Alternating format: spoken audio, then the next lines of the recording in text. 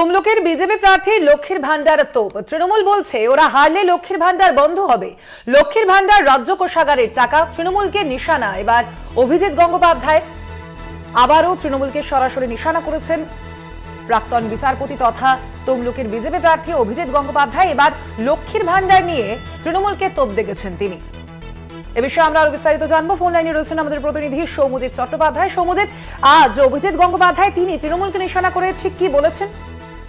দেখো স্বর্ণালী, তৃণমূল আজকে বিজেপি প্রার্থী অভিজিৎ গাঙ্গুলি তিনি যবে থেকে বিজেপি প্রার্থীর ঘোষণা হয়েছে তবে থেকে কিন্তু মমতা ব্যানার্জিকে নিরন্তর আক্রমণ থামিয়েছেন এবং আজকেও নন্দীগ্রামে একটি পথসভা এবং কর্মসূচি থেকে আক্রমণ থানালেন তৃণমূল সুপ্রিমো মমতা ব্যানার্জি এবং অভিষেক ব্যানার্জিকে। তিনি বললেন লক্ষ্মীর ভান্ডার যে বন্ধ হয়ে যাওয়ার কথা বলা হচ্ছিল, সেই লক্ষ্মীর ভান্ডার অভিষেক এবং মমতার বাপের টাকা নয়। এইভাবে তিনি কিন্তু আক্রমণ থামিয়েছেন, যা নিয়ে কিন্তু রাজনৈতিক চাপানুতোর তুঙ্গে। স্বর্ণালী, এ বিষয়ে তৃণমূলের কিছু প্রতিক্রিয়া মিলেছে সৌমজিৎ? দেখো, তৃণমূল এই ব্যাপারটাকে পুরোটাই তৃণমূল বলতে চাইছেন যে এইরকম নিরন্তর কুমন্তব্য করে যাচ্ছেন অভিজিৎ গঙ্গোপাধ্যায় এবং এর জন্যই কিন্তু এর প্রভাব কিন্তু ভোট ব্যাংকে পড়বে বলে তৃণমূলের দাবি। স্বর্ণালী, ধন্যবাদ তোমায়। আমরা কথা বললাম, আমাদের সঙ্গে প্রতিনিধি ছিলেন ফোন লাইনে সৌমজিৎ চট্টোপাধ্যায়।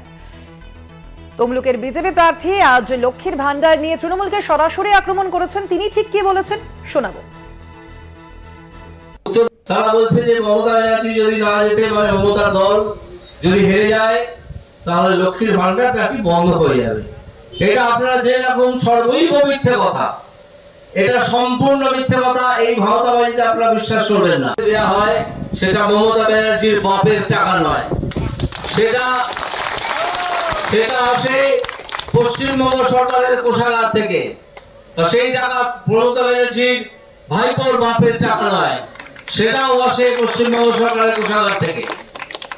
পশ্চিমবঙ্গ সরকার থেকে যে টাকা আসে কোষাগার থেকে, এই 1000 টাকা বা 1200 টাকা, সেই টাকাটা আপনার জেনে রাখবেন অত্যন্ত কম। সারা ভারতবর্ষে যেখানে যেখানে এই স্কিমটা চালু আছে, সরাসরি মানুষের হাতে টাকা পৌঁছে দেওয়ার স্কিম, সেখানে আসামে পায় 3000 টাকা, উত্তরপ্রদেশে এবং রাজস্থানে পায় 3500 টাকা।